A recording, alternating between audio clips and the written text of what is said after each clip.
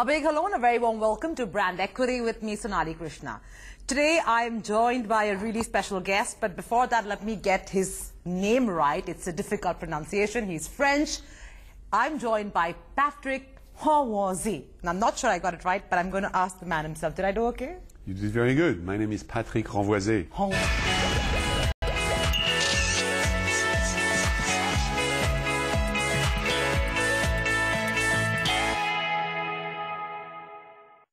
A big hello and a very warm welcome to Brand Equity with me, Sonali Krishna. Today I am joined by a really special guest, but before that let me get his name right. It's a difficult pronunciation. He's French. I'm joined by Patrick Renvoise. I'm not sure I got it right, but I'm going to ask the man himself. Did I do okay? You did very good. My name is Patrick Renvoise. Renvoise, yeah. And for further introduction, he is the Chief Persuasion Officer of SalesBrain. Now, what a fantastic title, Patrick. Chief Persuasion Officer. I think it's the first of a kind, at least in India, that we've heard of a title like that. Explain to me what exactly you do. I'm sure a lot of people who are watching this show might get a few ideas and market themselves internally to their companies who also want to be Chief Persuasion Officers. Yes. Well, when you think about it, a lot of sales and marketing is about persuading people. It's all about persuasion, right? Sure. I want to persuade you to focus your attention on me. I want to persuade you to invest your money in my product. In fact, our publisher wanted us to write the book Persuasion for Singles, because if you're single, it's about persuading other people that you might be the right person for them for the rest of their life. Great idea. And yet, nobody has ever created the science of persuasion. In fact, there are a number of researchers that have written about persuasion. One of the first one was a guy by the name of Robert Cialdini. Okay. And Cialdini talks about the 7 laws of persuasion. But what I've done, I've dedicated the last 25 years of my life to completely remove the artistic part of persuasion and making it purely a science. And that's why my title in the company is Chief Persuasion Officer. So basically people have Chief Marketing Officers, and I'm assuming you have decided that that is a redundant title. Chief Persuasion Officer is more on point. Because that's what we do. We are all about persuasion. Well, I urge all marketers who are watching this show to make a mental note. But what is, in your opinion, the key difference between the way people conduct themselves as Chief Marketing Officers in various organizations and brand custodians versus, let's say, something that you have studied and you believe is supposed to be done differently as the Chief Persuasion Officer? Well, you have to understand that in a typical company, you have 2 key functions. You have the CMO and you have the CSO. Yes. And those people usually don't talk to each other. Or when they talk to each other, they blame each other. In other words, the chief sales officers say, oh, if only marketing was giving us the right messages, the right targets, the right leads, we would be good, right? And then the chief marketing officer goes, oh, if only the salespeople understood a thing or two about marketing. But we believe that persuasion is one step higher. In other words, you need to unify those 2 functions of sales and marketing to get to the core of what will it take to persuade more people. So that's why we've created that title of Chief Persuasion Officer. In fact, we talk about a map to persuasion, and that map creates the first and only scientific bridge between the function of sales and the function of marketing. Right. You know, you are very famous about, deconstructing how our brain functions and really talking about and demystifying whether there is a buy button in the brain, and if there is a buy button in the brain, how we reach that buy button, which I believe is fairly complicated. It is very complicated. I mean, and when we say, is there a buy button in the brain, of course, it's a little facetious. Okay. But at the end of the day, most people thought that we had one brain. We're considering the brain of our consumers as one organ, where in fact, scientists have demonstrated that we don't have one brain, we have 2 brains. And those 2 brains, they really work sometimes together, sometimes they work against each other. Okay. And the first part of the brain is the outer layer of the brain. It's called the rational brain. And that brain deals with all the rational aspect of making the decision. In fact, this is what makes our species very unique. And we are called Homo sapiens. It means the one who know they think. We know that we think. But the thinking portion of the brain is just a decision influencer. It's not the decision maker. Researchers have demonstrated that deeper inside our brain is a layer of the brain called the primal brain, and that our primal brain drives our behavior more predictably than our rational brain. So think about it that way. When the two brains agree with each other, people make a decision very quickly. When the two brains do not agree with each other, 99.9% of the time, the primal brain wins. And what's the difference between the primal brain and the rational brain? Well, the rational brain, again, is a thin layer of neurons that are on the outside of our brain. It's the most recent part of the brain that appeared in evolution. And it's the one where we solve complex equations. It's the one where we have higher level thinking, compassion, all these really high level emotions. Whereas deeper inside, we have another brain. You can call it the reptilian brain if you want to call it the primal brain. But it's a very primitive form of brain. Right. So in this context, you know, if you've understood this about, you know, human beings, and then if I talk about it in the context of consumers and look at it as how marketers are selling to consumers to, you know, bite into their proposition, are marketers aware of this, that, you know, we're essentially talking to an emotional human being who's extremely irrational? Correct. Or yes, they're aware? All the good marketeers, all the good consumer marketeers know about that brain. Where it becomes more unknown is in the business-to-business kind of transaction. Because in business-to-business, like imagine you are selling trucks, right? So you believe that the people who buy your trucks, they're going to look at how much weight can it carry, what's the gas consumption.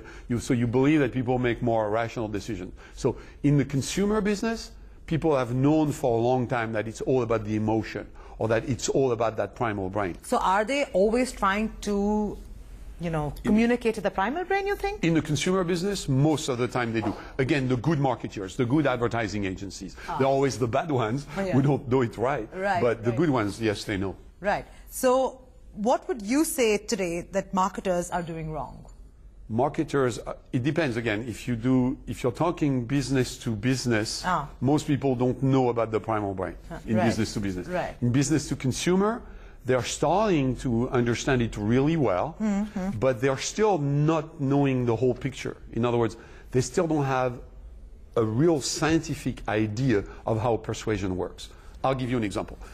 In the world of advertising, you have a really good product and you go, now I need to sell it, so I'm going to create a good advertisement for it, right? So you hire a very expensive advertising agency, and the advertising agency tells you, yeah, I understand your product, I understand your consumers, we've done all this research, and now we're going to create a 30-minute ad on television. By the way, if that ad is going to go during the American Super Bowl, it costs $5.6 million for 30 seconds. So it's very expensive, right? Sure. So they do all these tests, and they give you 3 different possible ads. And they ask the customer, so which one do you prefer? So the customer, typically the CMO of that company, maybe the CEO, they watch all 3 videos, right? And they go, oh, I really don't like that one. And they don't know why they don't like that one. Maybe it's because their daughter looked at the ad and they said, oh, Daddy, I like that one because the lady had a really cute skirt or whatever. Right? So at the end of the day, the choice of which stimulus to use, between one of 3 ads is completely subjective. I mean, people do a lot of testing, but all that testing makes assumptions, etc. There is no science behind it, right? So, again, the purpose of my life has been to establish a scientific model of what will give you the most chances to persuade. Have you arrived at that answer? The model is what I described about the primal brain, the fact that that primal brain can only be triggered by one of 6 stimuli, and that the 6 stimuli, you deduct a number of key concepts that needs to be communicated in your ad. So for example, if you do an ad and the ad does not address a pain, maybe the ad is not going to be that successful. If the ad for your own product doesn't highlight a claim, maybe also it's not going to be that successful.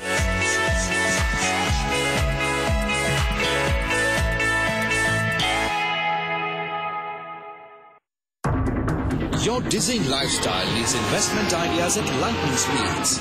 Watch Market Fatafat. Get 30 big stock ideas in just 30 minutes. Market Fatafat. Quick, crisp, credible. Only on ET Now. Rise with India.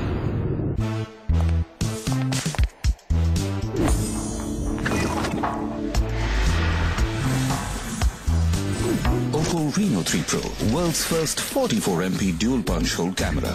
Clear in every shot. in the near future. Virtual reality will transport you live to the news or even a factory. Business plans will be shared via augmented reality. Legal cases will be fought in cyber courts. And you will be able to download your mind into a machine. Even a 100-year-old university may not prepare you for this future. Bennett University does. बाकी सब बाद में पहले सुन मेरी बात रे life के टेढ़े मेढ़े रोड पे होंगी चुनौतियां हर एक मोड़ पे बट हमने कभी ना फिक्र की पर हमने कभी ना फिक्र की क्योंकि हमने पहले ले ली LIC स्मार्ट लोगों की क्लियर है प्रायोरिटी बाकी सब बाद में पहले LIC We called for you, the Mavericks, the leaders, the path breakers, and you blew us away with your response.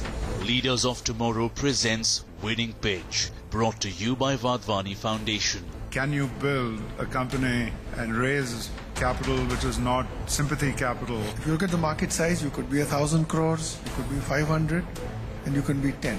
What do you want to be? In the Northern Zone, 20 companies pitched their unique ideas to our esteemed jury. The winners of the Northern Zone will head to the finale, where they will battle with the best entrepreneurs from India for a chance to win funding.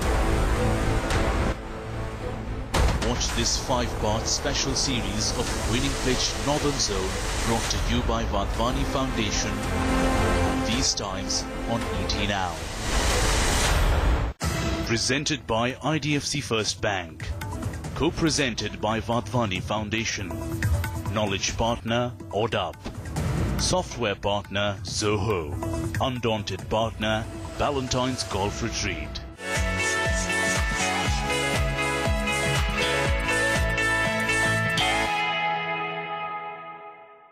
In today's landscape, media landscape, where we have Facebook, Twitter, Instagram, TikTok, Snapchat, and of course traditional media, I think most marketers have been very enticed by the digital media because it's new, it's complicated, it's tough to pin down because the consumer is not doing appointment viewing like traditional media. Do you think the kind of communication that has emerged, let's say in the last 5 to 7 years, with the growing power of social media in particular, would you say that marketers have become more alert about how they communicate or lazier? Because in my opinion, and my observation, and correct me if you think I'm wrong, is because suddenly, before the advent of, let's say, YouTube, Facebook, blah, blah, blah, when you had print and TV and maybe radio as the 3 main media, there was a 30-second spot, and in that 30-second spot, you had to communicate. If there's a print ad, you buy whatever you can afford, and in that space, you have to communicate. But because the digital world is limitless, right, and it's much cheaper, the copies are longer and long-winding, and there is more artistic indulgence. And don't you feel, hence, the creative has become a lot more lazier? Yes, I mean, think about it. Before, in the past, when you were taking pictures, you had to take your camera. Yeah. You had to wait 3 weeks to get it printed. So people were much more careful about what they were shooting. Yeah. Right? Now, with your phone, you can take 1 million pictures. That's true. So there is a huge, in electrical engineering, we call that the signal to noise ratio. In other words, now the signal has become less and less, and there is a lot of noise out there. Right. So it's very hard for the consumer to extract the signal from the noise. Exactly. So a very common mistake that companies are doing is, on their website, they claim we are one of the leading provider of. Yeah. And the problem is that all their competitors are claiming exactly the same thing. So in essence, there is not enough contrast between their solution and the solution of their competitors. So again, the keys goes back to how can you communicate your unique value proposition in just a few seconds so that many, many people will understand it, and then they will be willing to receive more stimulus from you that will go deeper into the explanations about what you can do for them. But I mean, if, for instance, if you log on to any website, right, B2B or B2C, most companies first like to talk about themselves. That's wrong. You don't want to talk about yourself first. You want to talk about how you're going to change the life of your prospect, and then you're going to support that with the who you are and what you do. In other words, the who you are and what you do should support the why the customer should buy, not vice versa. In other words, today, because most people's primal brain is selfish, they believe that the world rotates around them, so they talk about who they are and what they do.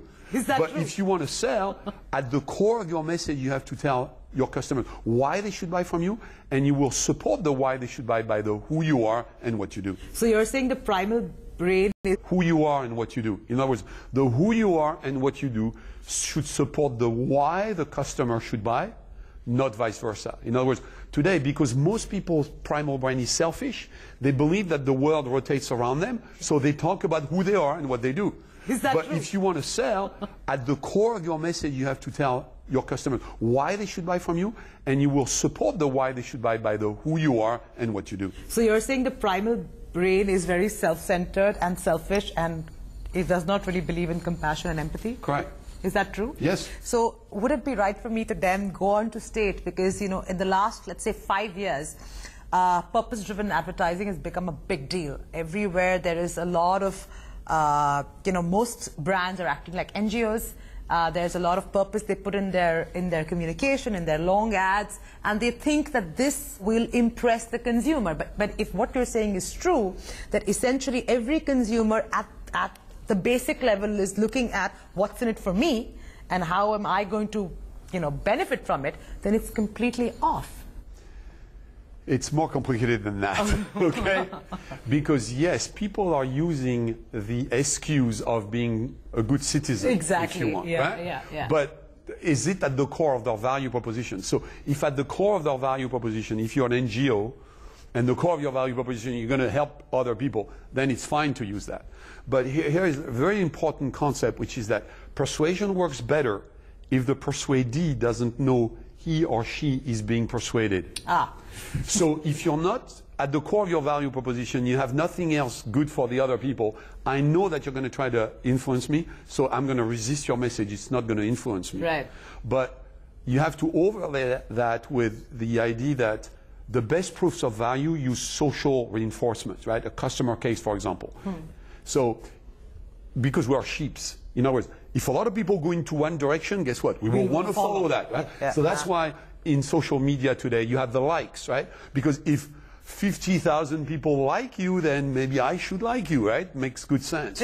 So you have this mixture of various techniques that people are using to try to attract and persuade. Right. But persuasion is a science, so the science doesn't lie. If you apply this concept properly, you'll get the right results. If you misuse them, you may get the wrong results. Okay, so what is the secret formula? The secret formula is it's all about the primal brain. Okay. You have to understand how people work at the level of a crocodile. And tell me that. How does a crocodile work? A crocodile can only respond to 6 stimuli. Okay. Okay? Personal, contrastable, tangible, memorable, visual, and emotional. So if the stimulus that you're giving your audience do not follow those 6 stimuli, most likely your message will not be persuasive. Okay. So you said personal, which is it has to Selfish be about me. Yes. Yeah, okay. Contrastable. Contrastable as in? As in before, after, okay. without, all my competitors, my solution. Okay. Warm, cold. Right. And the So third? that's contrast. Tangible. Tangible means you need to be able to communicate your value proposition tangibly, because people are not going to trust you. So you have to make it simple, easy. You know, there is a concept which is that we are meant to make decisions quickly. Why? Because the brain uses about 20% of our body energy, but it only represents 2% of our body mass. In other words, our brain is very small. You know, a typical brain is about 3 pounds, but it uses a huge amount of our overall body energy. Okay. So for us to make a decision and to make a long decision, it requires, if you overload the brain with a complex cognitive load, the decision is going to take longer, and that does not work because we're wired to make decisions with our fast brain, And speed is important for survival, so we want to make quick decisions. Why, So why do you say speed and you don't need to be smart to survive? no, you don't need to be smart to survive. Really? You want a proof of that? Think about flies. Right? Flies are doing very good as a species. There are many flies out there, and the flies make their decision with only about 20,000 neurons in their nervous system. So our brain has about 80 billion neurons. The brain of a fly has only about 20,000 neurons. So the fly is not even close to us in terms of intelligence. Yeah, sure. Yet they survive. And they survive based on what? They only survive based on how quickly they can escape your hand. So at the heart of life, speed is everything. So we are meant to make quick decisions, not smart decisions. So that's why you need to make your value proposition understandable in just a few seconds. Okay, okay. Okay, so that's the tangible. Got it. The memorable is about, again, it doesn't matter what you tell me today. What matters is what will I remember in 3 months from now when I will have to make the decision if I want to buy your shoes or somebody else's shoes. It's always fascinated me, the subject of neuroscience and how neuroscience is being mapped to now neuromarketing. With so much data and insight and knowledge now about us humans and how we behave and react and all of that, do you think brands or other companies have invested enough to actually use and leverage all those insights into ensuring the desired result? No, because again, their own primal brain of the people who are trying to sell makes them believe that it's all about their product, it's all about my technology, it's all about me. Right.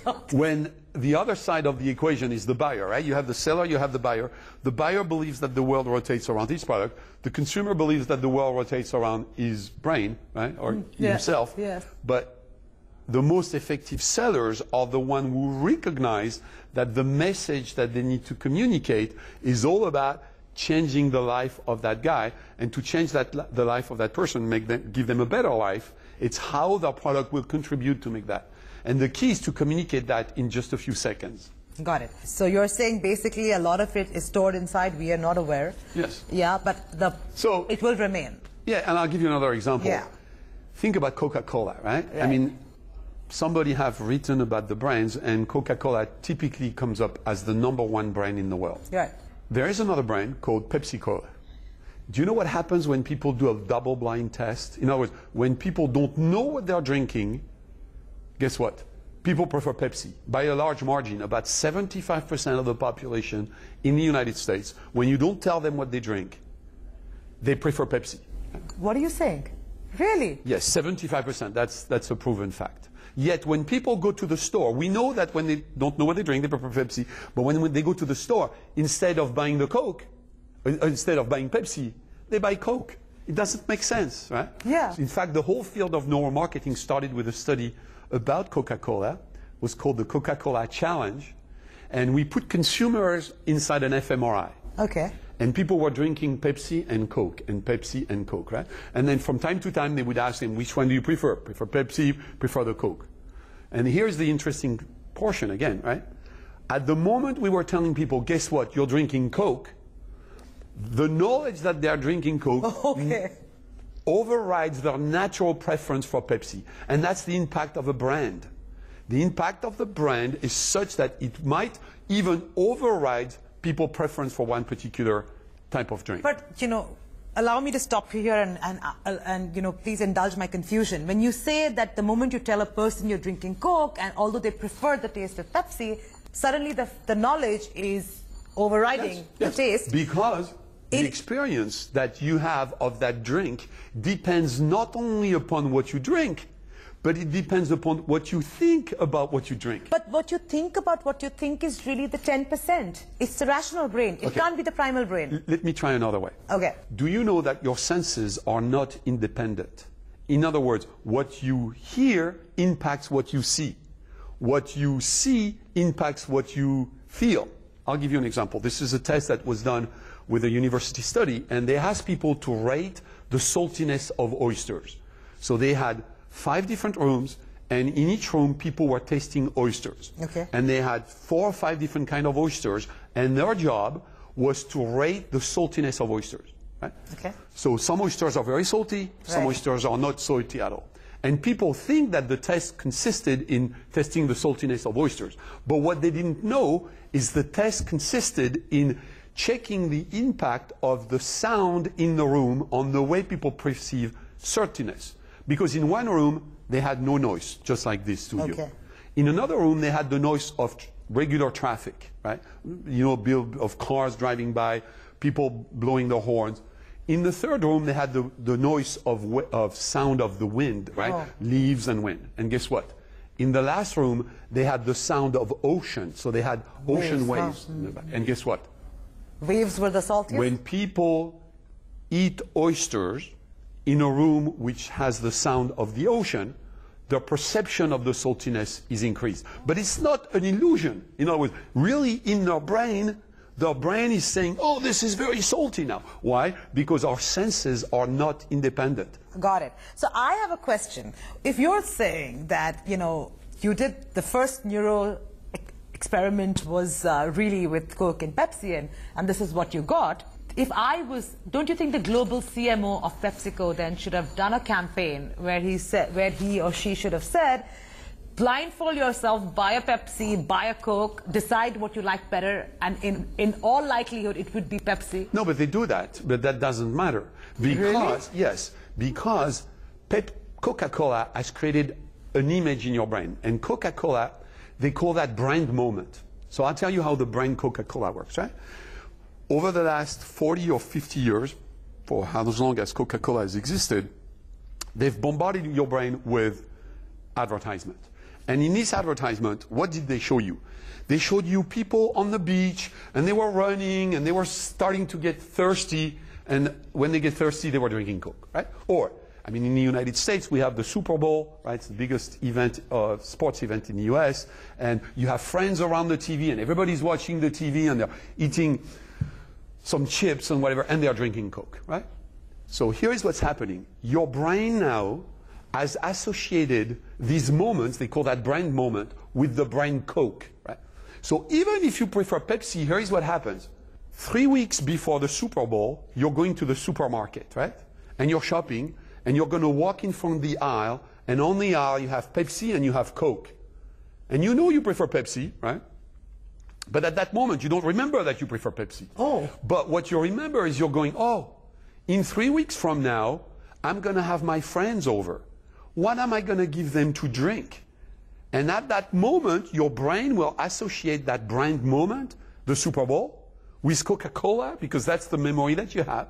And then instead of buying Pepsi, you will buy Coke, right? Let's move to the next attribute, after memorable. Okay? Yeah. After memorable is visual. Visual. Oh, that we know now, because visual is People understand it. Visual is very, very, yes. And the last one?